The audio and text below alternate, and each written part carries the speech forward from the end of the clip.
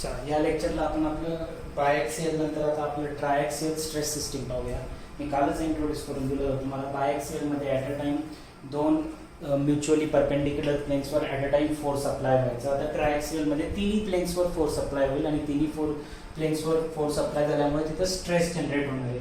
So डेफिनेशनमध्ये तेच दिलं आहे बघा. When the three forces are applied on mutually perpendicular planes, then the stress induced in the system is called as a triaxial stress system. काय सांगितलं की ज्यावेळेस तीन फोर्सेस हे म्युच्युअली परपेंडिक्युलर तिन्ही प्लेन्सवर तीन वेगवेगळे फोर्सेस अप्लाय होतील आणि त्या फोर्सेसमुळे जो काही स्ट्रेस इंड्यूस्ड होणार आहे म्हणजे स्ट्रेस जो जनरेट होणार आहे सिस्टीमवर, त्यावेळेस त्या सिस्टीमला ट्रायॅक्सियल स्ट्रेस सिस्टीम असं म्हटलं जातं. इथं मी डायग्राम ड्रॉ करून ठेवली बघा. ABCD आणि मागचा आहे A1 B1 C1 D1. मागचा एक plain A1 B1 C1 D1 आहे आणि पुढचा जो समोरचा प्लेन आहे तो ABCD आहे आणि जो साइडचा प्लेन आहे तो B1 C1 C आहे. इकडे A1 D1 D हे साइडचे प्लेन, हा वरचा प्लेन, हा समोरचा आणि तो एक मागचा प्लेन. असे टोटल 6 प्लेन्स राहतात, तुम्हाला माहिती आहे.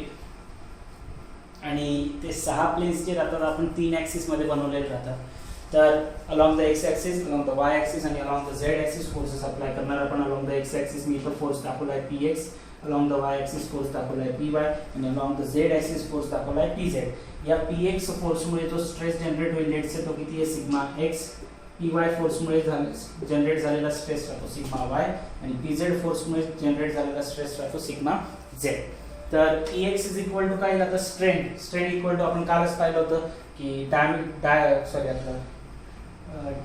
काय आपण डायएक्सियल स्ट्रेस मध्ये काय दिलं होतं की ज्या ॲक्सिसच्या अलॉंग आपण फोर्स अप्लाय केला त्याचा लिनियर स्ट्रेन आणि जो त्याच्या म्युच्युअली परपेंडिक्युलर ॲक्सिस असेल त्याचा लॅटरल स्ट्रेन घ्यायचो. आता इथं एक एक्स ॲक्सिसच्या अलॉंग जर मी फोर्स अप्लाय केला तर उरलेले किती ॲक्सिस आहेत, वाय पण आहे आणि झेड पण आहे आणि दोन्हीवर बी ॲट अ टाइम लोड बी अप्लाय होणार आहे. सो या ठिकाणी काय होईल, दोन लॅटरल स्ट्रेन येतील वायवर आणि झेडवर आणि एक्सवर काय येणार आहे फक्त तुमचा लिनियर स्ट्रेन. मग EX काय असणार आहे तुमचा strain along the x axis. Strain along the x axis काय राहील, linear strain along the x axis plus lateral strain along the y axis plus lateral strain along the z axis. ठीक आहे, काय येईल तिथे linear strain along the x axis plus lateral strain along the y axis plus lateral strain along the z axis. तो तिन्ही strain घ्यायचे आणि त्याचा जो फॉर्म्युला बनतो, आय थिंक सॉरी एक मिनिट प्लस घेऊन टाकलं मी, इथं काय द्यायला पाहिजे होतं मायनस. ठीक आहे, तर स्ट्रेनची व्हॅल्यू काय येईल मग एक्स ॲक्सिसच्या अलॉंग लिनियर कोणता घ्यायचा आहे फक्त एक्स आणि बाकीचे दोन्ही लॅटरल. वाय राहिलं तर लिनियर फक्त वाय राहील, बाकीचे दोन्ही लॅटरल. झेड राहिलं तर अलॉंग द झेड ॲक्सिस राहिलं तर झेडचा लिनियर, बाकी दोन्ही लॅटरल. ठीक आहे, लॅटरल कसं घेतात तुम्हाला माहिती आहे, म्यू इंटू त्या ठिकाणी आपण स्ट्रेन घेतो. सो बघा आता EX इज इक्वल टू काय आहे, EX is equal to sigma x upon E. आता हा फॉर्म्युला मी परत इंट्रोड्यूस करायचं काम नाही असलं पाहिजे, तुम्हाला माहिती पाहिजे की E can be written as sigma upon कशावरून लिहितोय मी आहे की Young's modulus is equal to काय राहतं स्ट्रेस अपॉन स्ट्रेन. तर स्ट्रेन E इकडे घेऊन आलो, कॅपिटल E डिवाइडला चाललं जाईल. So small E is equal to काय होईल सिग्मा अपॉन कॅपिटल E. कोणत्या ॲक्सिसच्या अलॉंग बघतोय आपण EX पाहतोय म्हणजे अलॉंग द एक्स ॲक्सिस आहे. So EX is equal to काय होतं sigma x upon E minus mu into sigma Y upon E minus mu into sigma Z upon E. Similarly Y साठी राहिलं तर आता वायचा लिनियर घ्यावा लागेल म्हणून sigma Y upon E minus दुसरा कोणता आहे X mu into sigma x upon E minus mu into sigma Z upon E. जर झेड ॲक्सिसच्या अलॉंग जर स्ट्रेन काढायचं म्हटलं EZ ची व्हॅल्यू तर EZ इज इक्वल टू काय झेड ॲक्सिसच्या अलॉंग लिनियर घ्या मग EZ upon E minus mu into sigma x upon E minus mu into sigma Y upon E. याच्यात काहीच कठीण नाही आहे, एकदम अतिशय सिंपल आहे. ज्या ॲक्सिसच्या रिस्पेक्टिव्ह तुम्ही स्ट्रेन काढताय त्याचा लिनियर घ्यायचा, बाकीच्या दोघांचे लॅटरल घ्यायचे आणि इथं तुमचं ट्रायॅक्सियल स्ट्रेस सिस्टीम पण संपतं. हां, जर एक कंडिशन अजून, जर आपण टोटल व्हॉल्युमेट्रिक स्ट्रेन काढला तर तिन्ही ॲक्सिस जर काउंटमध्ये येऊन गेले तर कोणता स्ट्रेन येतो, व्हॉल्युमेट्रिक स्ट्रेन येतो, कारण तिन्ही ॲक्सिसवर प्लेन काही चेंजेस होणार आहे. सो इथं एक नवीन फॉर्म्युला तुम्ही असा लिहू शकता दॅट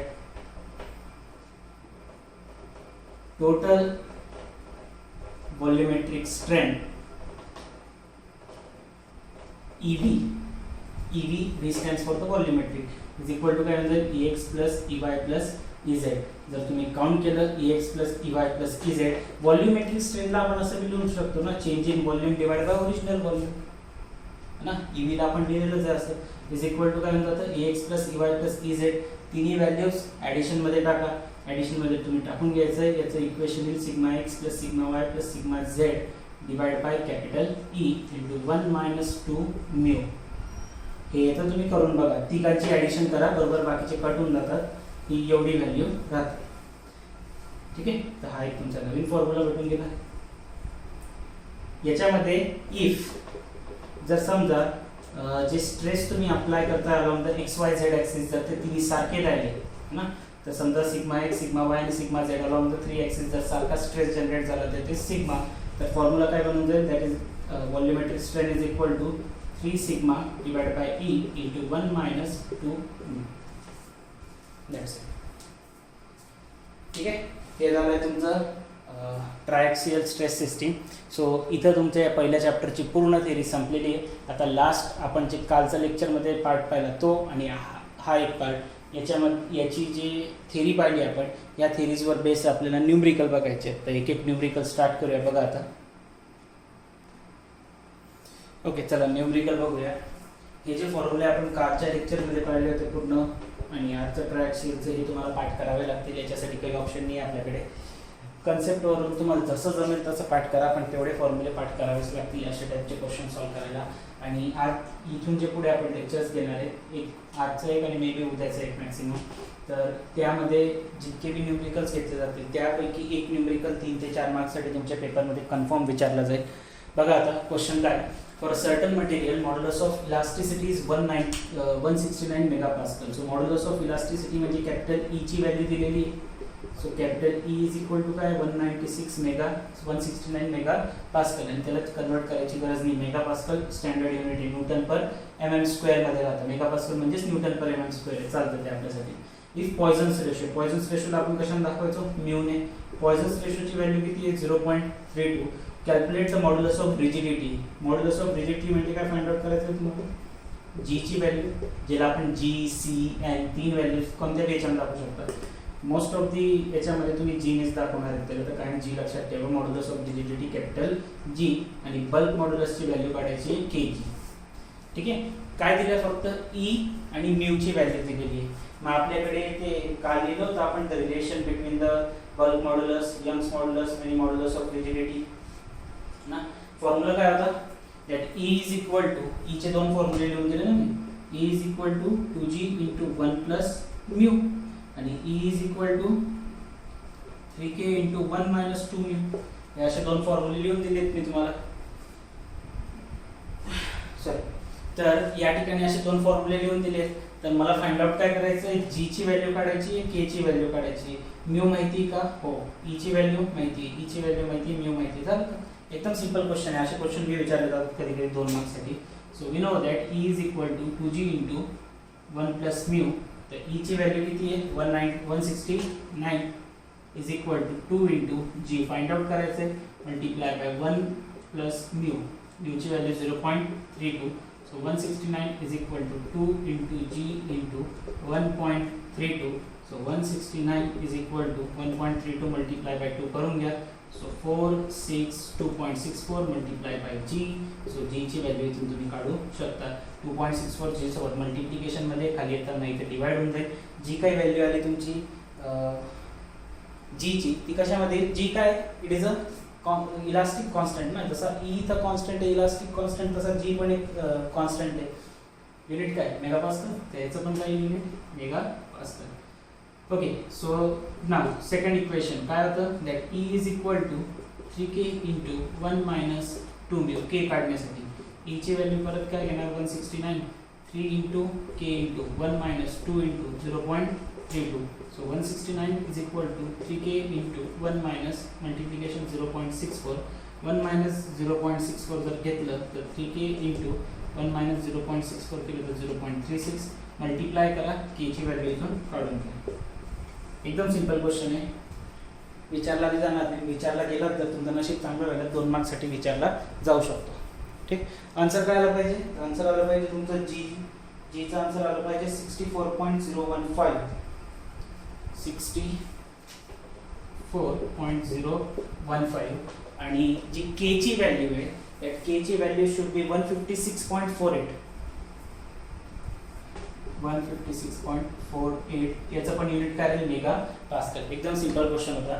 जस्ट मी तुम्हाला सांगतोय की हे सगळे फॉर्म्युले फर्स्ट चॅप्टरचे एका पेजवर लिहून घ्या. त्याला जरा 2-4 दिवस आड एकदा वाचत चला.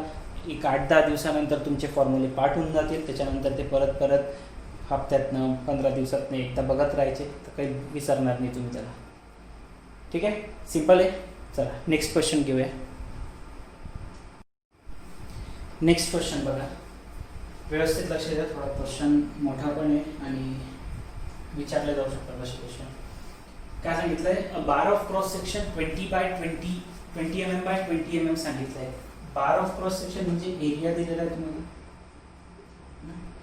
एरिया ऑफ द जो रॉड आहे किंवा जो बार आहे तो किती सांगितला आहे 20 mm by 20 mm म्हणजे किती झाला तो 400 mm स्क्वेअर.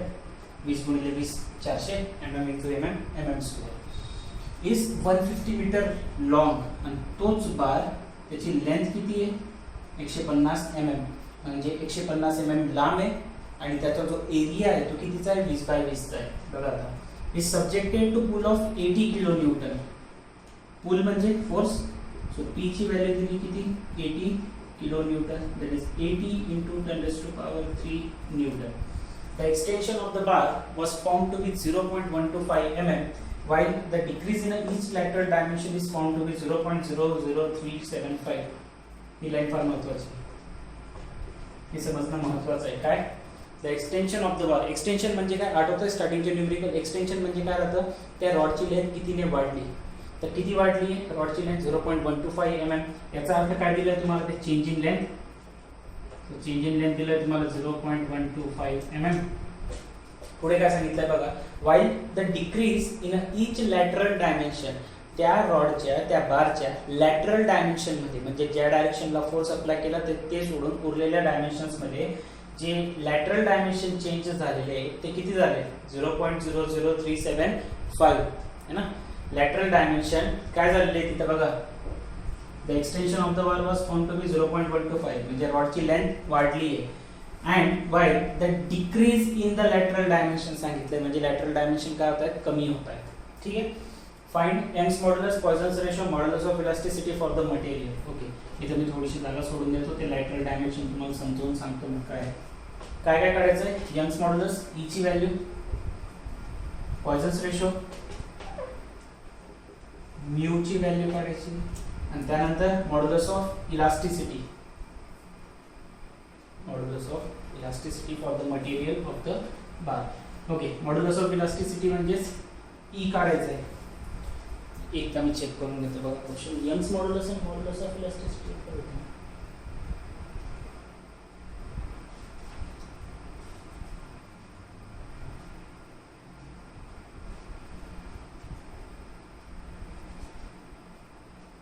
ओके, माझ्याकडून लिहिण्यात चूक झाली ती.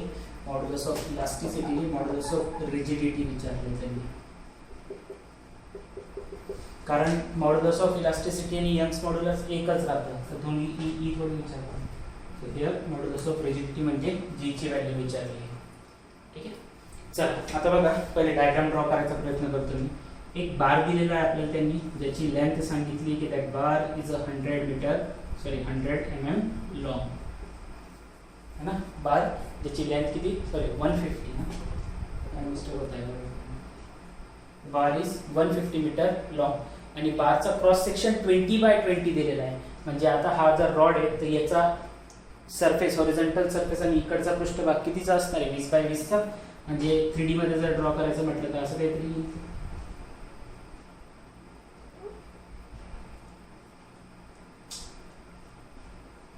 म्हणजे हा भाग कितीचा दिला आहे 20 mm आणि हा भाग सुद्धा किती दिला 20 mm. बरोबर आहे. 20 by 20 चा हा क्रॉस सेक्शन आहे आणि ह्या क्रॉस सेक्शनवर काय अप्लाय करायचं आपल्याला लोड. किती लोड सांगितला आहे. So load is 80 kilo Newton ज्याला आपण न्यूटन मध्ये कन्वर्ट केलंय. 80 किलो न्यूटन 80 इंटू 10⁻³ न्यूटन. असं जर तुम्ही रॉडला जर खेचलं तर खेचल्यामुळे काय होणार आहे, लेंथ वाढणार आहे. लेंथ वाढेल पण आपली ब्रीड आणि ही काय, ही झाली तुमची समजा ब्रीड, ही झाली तुमची थिकनेस. हे लॅटरल डायमेन्शन झाले मग. as compared to if this is a length and here is the force is applying in the direction along the x axis, किंवा असं म्हणून घ्या की the force is applying along the direction of length, then we can say ki that breadth and the thickness, which are the lateral dimensions of this body, they are shrinking or they are decreasing their values. आणि ती जी decrease होणारी value आहे that is given 0.00375. so I can say that change in breadth or change in thickness is given 0.00375 mm. Okay, हे कळलं असेल तुम्हाला. आता जी breath कमी होणार आहे किंवा जी थिकनेस थोडी कमी होते म्हणजे हा रॉड असा काहीतरी आता छोटा होऊन जाईल ना, असा काहीतरी होईल, छोटा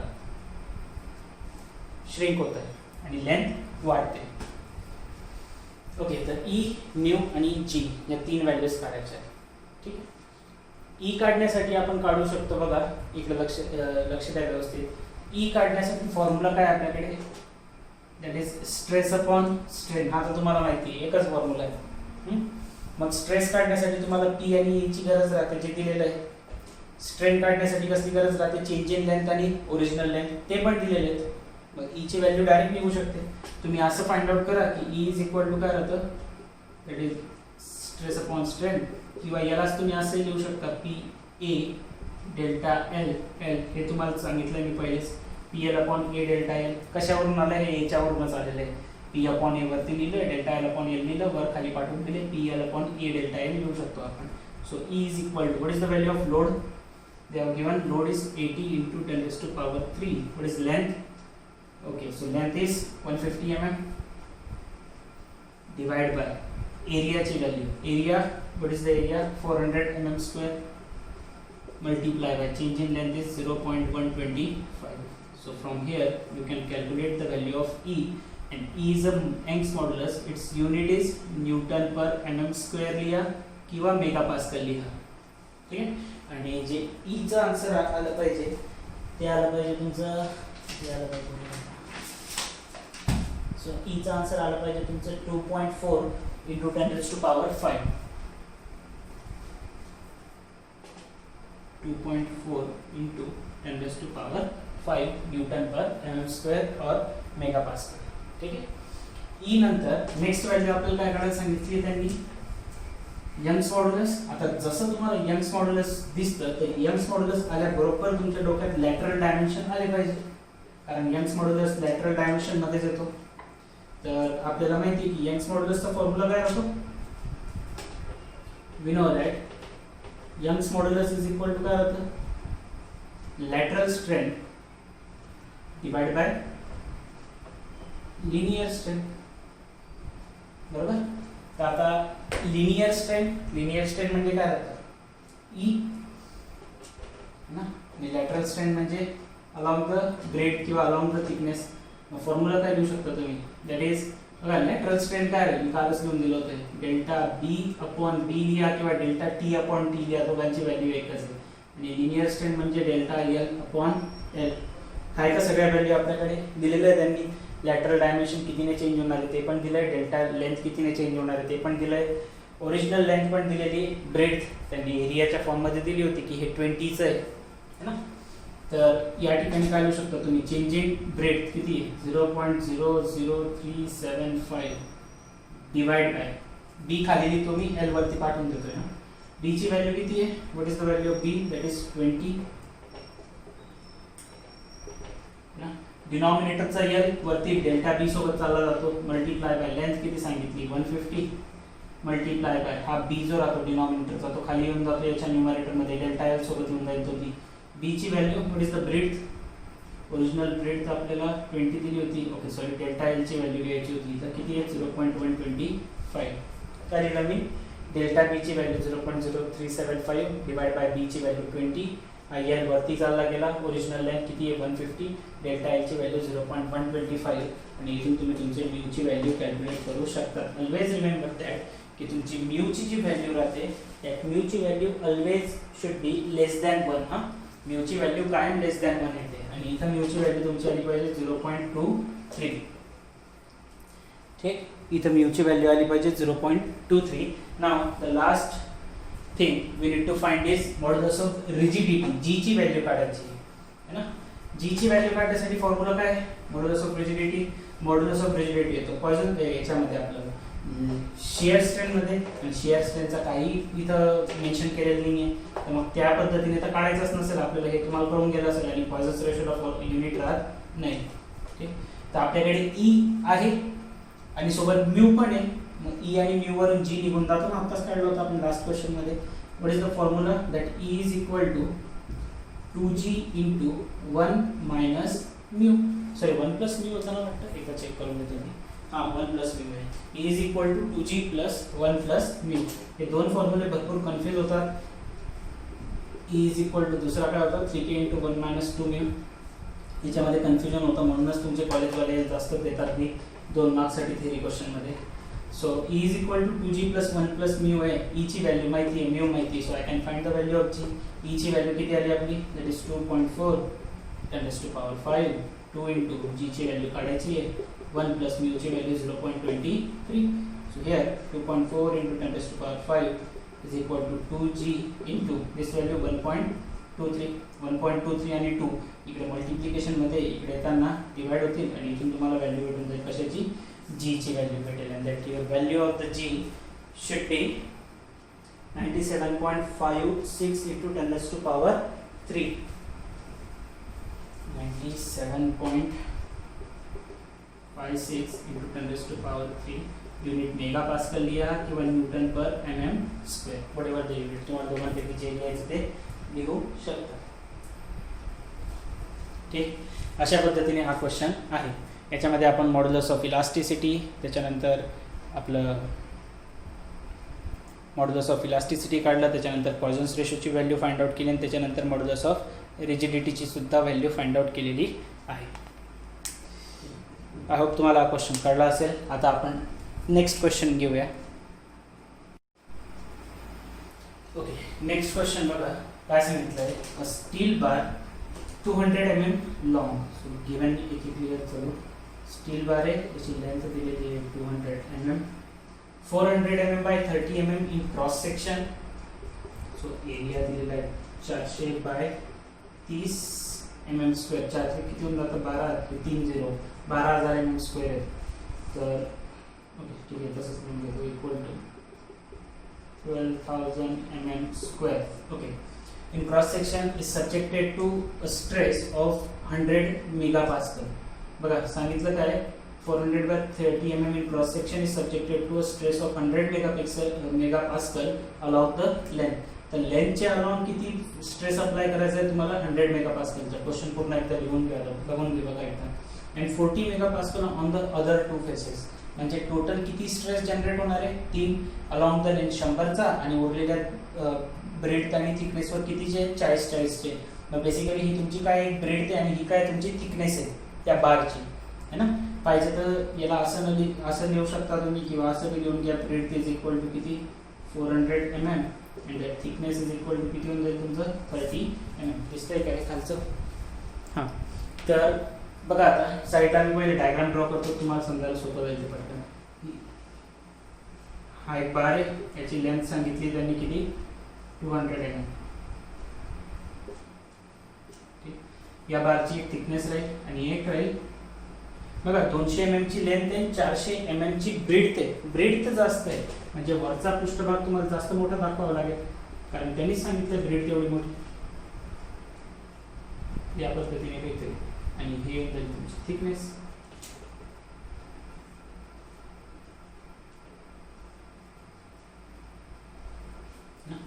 हा भाग कशाचा आहे, this is the value of breadth, म्हणजे किती येते 400 mm. आणि हा भाग जो येईल हा इकडचा, हा येऊन जाईल तुमचा थिकनेसचा, विच इज 30 mm. ठीक आहे, इकडं दाखवलं काय, मी या साईडला दाखवलं काय, एकच भाग आहे ब्रेड्थ. चला, मग आता त्यांनी सांगितलं काय बघा, जो स्ट्रेस अप्लाय होतोय ना कशाचा 100चा, तो कशावर होतोय along the length. So along the length म्हणजे असा जाईल इकडे या डायरेक्शनला अलॉंग द एक्स ॲक्सिस. तर मी असं लिहू शकतो का बघा की सिग्मा एक्स ची value stress along the x axis किती सांगितलं आपल्याला 100 megapascal. Stress along the x axis किती सांगितलंय 100 मेगापास्कल. आणि उरलेल्या दोन्ही फेसेसवर जो स्ट्रेस अप्लाय होणार आहे तो कितीचा सांगितलाय 40 मेगापास्कलचा. म्हणजे इथून वरती जो जाईल सिग्मा वाय तो कितीचा असणार आहे 40 मेगापास्कल. आणि अलॉंग द झेड ॲक्सिस जो जाईल इकडे या साईडला सिग्मा झेड तो पण कितीचा आहे 40 मेगापास्कल. तर सिग्मा एक्स सिग्मा वाय आणि सिग्मा झेड ची व्हॅल्यू दिलेली आहे तुम्हाला. पुढे काय सांगितलंय the change in the volume of the bar. Change in volume म्हणजे डेल्टा व्ही ची व्हॅल्यू दिलेली आहे. डेल्टा व्ही ची व्हॅल्यू डायग्राम मध्येच काढून टाकली मी, पण ही गिवन तुम्ही एक सोबत लिहा मग डायग्राम ड्रॉ करायची. हा ही गिवन मध्येच आहे sigma X sigma Y sigma Z delta V change in volume of the बार किती सांगितलंय 125 mm³ under the axial stress system. Under the under इथं ॲक्सियल नाही या ठिकाणी काय होतं ट्राय ॲक्सियल स्ट्रेस सिस्टीम होतं. ट्राय ॲक्सियलच आहे ना x axis Y axis Z axis along the तिन्ही परपेंडिक्युलर प्लेनवर जर स्ट्रेस फोर्स अप्लाय होतोय स्ट्रेस जनरेट होतोय तो स्ट्रेस आपल्याला दिलेला आहे. त्याच्यामुळे बॉडीच्या व्हॉल्यूममध्ये चेंज येणार आहे. किती येणार आहे तर 125 mm³ येणार आहे. त्यांनी सांगितलंय की यंग्स मॉड्युलस ई ची व्हॅल्यू किती आहे 120 गीगापास्कल आहे. तर गीगाचं कन्वर्जन मेगामध्ये करावं लागेल आणि गीगाचं कन्वर्जन मेगामध्ये करण्यासाठी किती मल्टिप्लाय करतो आपण 10⁻³ ने. तर हे कन्वर्ट होऊन जातं मेगापास्कलमध्ये.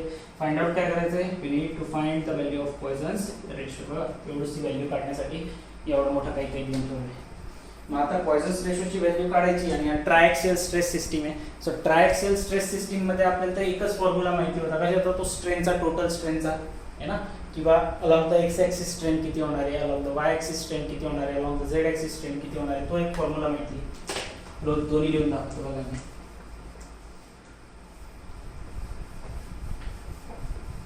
एकदा तुमची डायग्राम आणि गिवन झालं की या क्वेश्चन कडे परत बघायचं कामच नाही पडलं पाहिजे.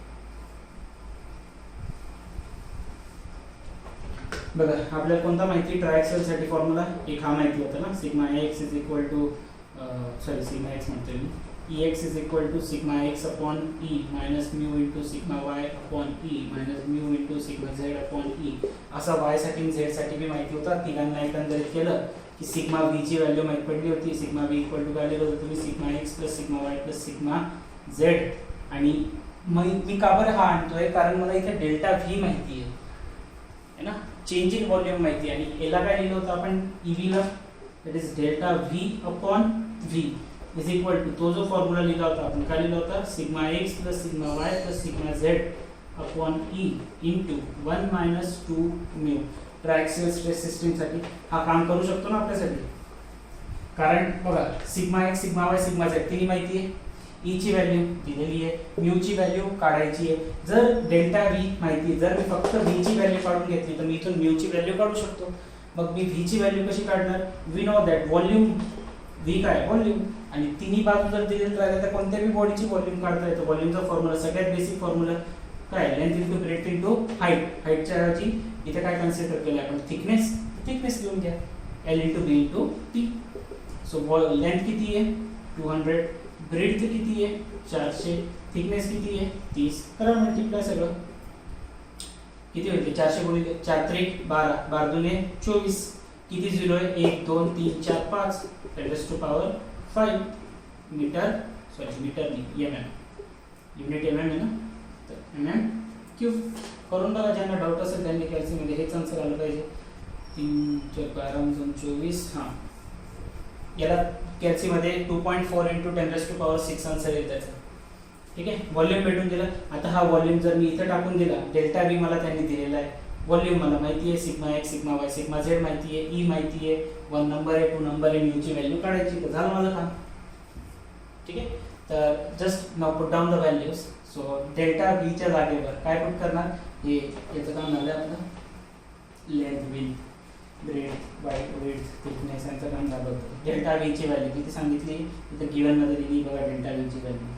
सो हिअर डेल्टा व्हीची व्हॅल्यू 125 व्ही किती आलं 24 × 10⁵ is equal sigma x.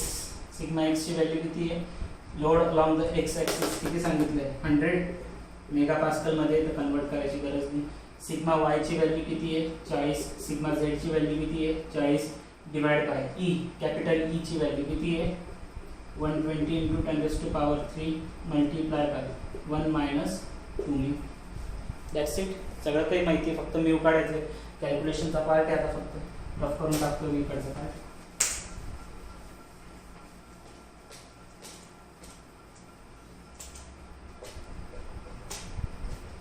Okay, या दोघांना डिवाइड करा. सगळ्यात पहिले 125 इंटू 10 डिवाइड बाय 24 करा, किंवा याला दोन व्हॅल्यूज आहेत म्हणून ब्रॅकेट टाकू शकता तुम्ही.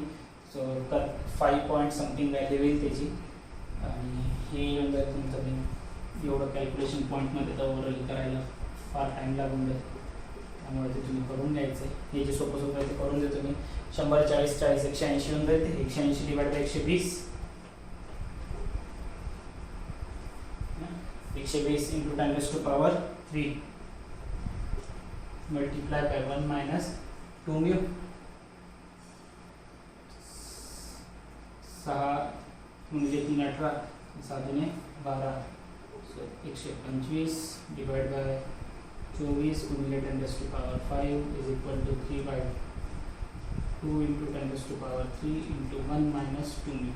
काय करणार आता, हा 2 इंटू 10⁻³ इकडे येताना डिवाइडला, इकडे येताना मल्टिप्लाय, आणि हा 3 खाली येताना डिवाइड होऊन जाईल. सो 125 गुणिले 2 गुणिले 10⁻³ 3 वरचा खाली होऊन जाईल याच्यासोबत. तो 24 गुणिले 10⁻5 इंटू 3 इज इक्वल टू काय होऊन जाईल 1 मायनस 2μ. सगळ्यात पहिले इकडचं पूर्ण कॅल्क्युलेशन करा, की मी यासाठी लिहून दाखवतोय कारण बऱ्याच पोरांना याच्यामध्ये प्रॉब्लेम राहतो, की इकडे गेल्यावर प्लस होतं, कधी मायनस होतं, कधी डिवाइड होतं, कधी मल्टिप्लिकेशन होतं. सो इथं हे केलं 12. सो 125 डिवाइड बाय 36, हा +5 वरती चालला गेला, ते घेऊन जातील +3 -5 becomes -2 is equal to 1 minus 2μ. हे जर तुम्ही कॅल्क्युलेट केलं तर हे येऊन जातं 1.25 divide by 36 is equal to 1 minus 2μ. आता बघा, मी तुम्हाला पहिले पण बऱ्याच वेळेस सांगितलं, ज्यांना हा डाऊट आहे की हे करायचं कसं एक्झॅक्टली, तर इकडचा भाग करतो. जी पण व्हॅल्यू तुम्हाला फाइंड आउट करायची ना, जी पण क्वांटिटी फाइंड आउट करायची राहते, मी सांगितलंय की त्या क्वांटिटी काय करायचं, सगळ्यात पहिले एकटा पाडायचं, आणि ती व्हॅल्यू पॉझिटिव्ह मध्ये असली पाहिजे. एकटी पाहिजे, 2-3 कंडिशन बघा. एक तर ती व्हॅल्यू काय असली, कशी असली पाहिजे, एकटी असली पाहिजे. ठीक आहे, मराठी बऱ्याच वर्षानंतर लिहितोय मी, सफोकेट माय मराठी सॉरी. आणि त्याच्यानंतर ती व्हॅल्यू पॉझिटिव्ह असली पाहिजे, आणि ती व्हॅल्यू न्यूमरेटरमध्ये असली पाहिजे. या 3 कंडिशन बघायच्या. नसेल तर आणा या तिघांमध्ये. आता बघा, म्यू काढायचंय, म्यू सोबत 2 आहे, म्हणजे ती व्हॅल्यू एकटी नाही आहे. मग लगेच पहिले त्याला काढायचा प्रयत्न नका करू, पहिले बघा काहीतरी दुसरं आहे का अजून. त्याच्यानंतर ती व्हॅल्यू मायनसमध्ये, मायनसमधून तुम्ही त्याला प्लसमध्ये आणा सगळ्यात पहिले. कसं, तर -2μ इकडे जर आणलं इक्वल टूच्या साईनच्या, तर काय होऊन जाईल ते प्लस. हे करून बघायचं तुम्ही किती होतं ते. 125 डिवाइड बाय 36, ते बघा तुम्ही किती होतं, 1.25 सॉरी, प्लस तो -2μ इकडे येऊन काय होऊन जाईल +2μ इज इक्वल टू काय आलं 1. तर एक तर झालं की व्हॅल्यूची म्यूची ती पॉझिटिव्ह आली. न्यूमरेटरमध्ये आहे का, हो वरतीच आहे ना, त्याला डिवाइडमध्ये थोडी येते, वरती आहे तर न्यूमरेटरमध्ये. चलो ठीक आहे.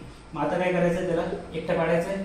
मग सगळ्यात पहिले ही जी व्हॅल्यू आली 1.25 डिवाइड बाय 36, ही इकडे प्लसमध्ये, याच्यासोबत कसं आहे साईन प्लसमध्ये ना, इकडे येताना काय होऊन ते मायनस. तर 2μ इज इक्वल टू काय 1 मायनस 1.25 डिवाइड बाय 36. आणि आता अजून पण एकटी झाली का व्हॅल्यू, नाही. तर म्यू काढण्यासाठी हा 2 आणि म्यू मध्ये काय मल्टिप्लिकेशनचं साईन आहे, काहीच नाही, म्हणजे काय मल्टिप्लिकेशन राहतं. इकडे येताना काय होतं divide. So mu is equal to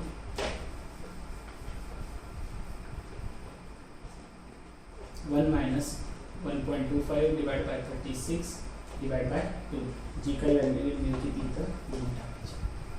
so your value of mu should be 0.33, 0.3264, sorry, 0.3264.